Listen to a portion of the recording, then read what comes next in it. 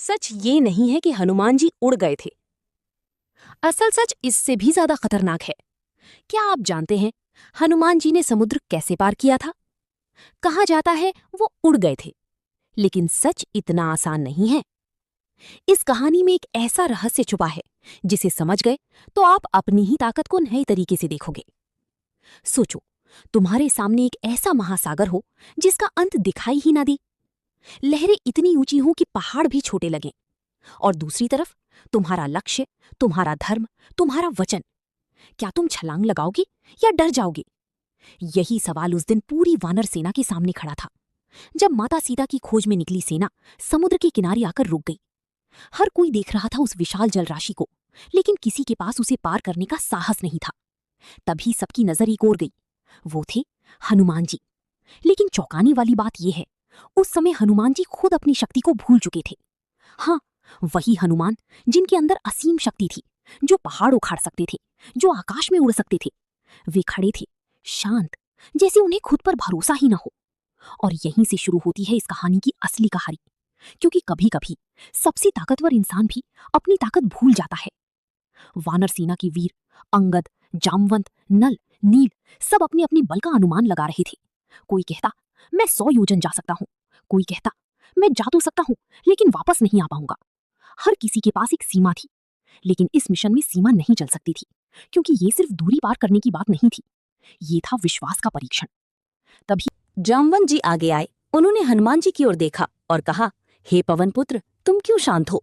हनुमान जी ने सिर झुका लिया। उन्होंने कहा, मुझे अपनी शक्ति का अंदाजा नहीं। यही वो पल था जहां पूरी कहानी बदलने वाली थी।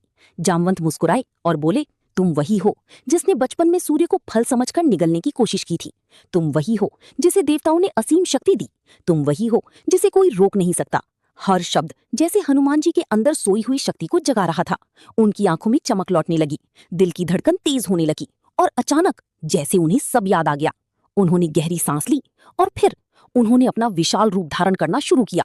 उनका शरीर बढ़ने लगा, पहाड़ जैसा विशाल। उनकी आवाज गूंज उठी, जय श्री राम। पूरी धरती कांप उठी। वानर सेना आश्चर्य से देख रही थी। जो हनुमान अभी शांत थे, अब वो एक प्रचंड शक्ति बन चुके थे। उन्होंने समुद्र की ओर देखा। अब वो महासागर उन्हें छोटा लग रहा था। उन्होंने कहा, मैं जाऊंगा और वापस भी आऊंगा। और फिर उन्होंने छलांग लगाई, ऐसी छलांग जिसने इतिहास बदल दिया। जैसे ही वे हवा में उड़े, समुद्र की लहरें उफान मारने लगी, आकाश में बादल गरजने लगी। लेकिन यात्रा इतनी आसान नहीं थी। पहला बाधा आई मैनाक पर्वत। वो समुद्र से बाहर आया और बोला, हे हनुमान, थोड़ी देर विश्राम कर लो। लेकिन हनुमान जी ने कहा, जब तक मेरा काम पूरा नहीं होता मैं नहीं रुक सकता। और वो आगे बढ़ गए। फिर आई सूरसा, एक विशाल राक्षसी। उसने कहा, तुम्हें मेरे मुंह में प्रवेश करना होगा। ये एक परीक्षा थी। हनुमान जी ने अपनी बुद्धि का उपयोग किया। उन्होंने अपना आकार बड़ा किया तो सुरसा ने भी अपना मुंह बड़ा कर लिया। तब हनुमान जी अचानक छोटे हो गए और उसके मुंह में जाकर तुरंत बाहर निकल आई। उन्होंने कहा, मैंने तुम्हारी शर्त पूरी कर दी, और आगे बढ़ गए।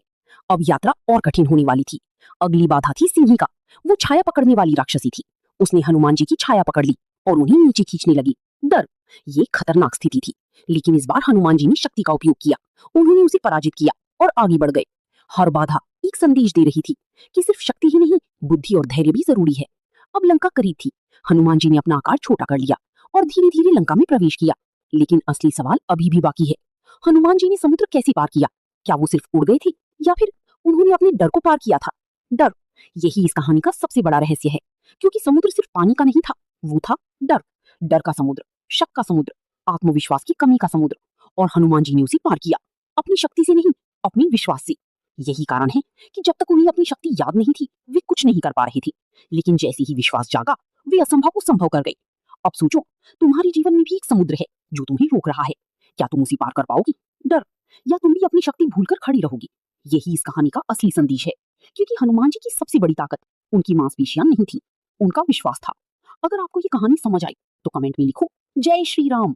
और अगर आप जानना चाहते हो लंका में हनुमान जी ने ऐसा क्या किया जिससे पूरी लंका जल उठी, हाँ, और ऐसी ही शक्तिशाली रहस्यों के लिए सब्सक्राइब करो। तो सब्सक्राइब करना मत भूलना।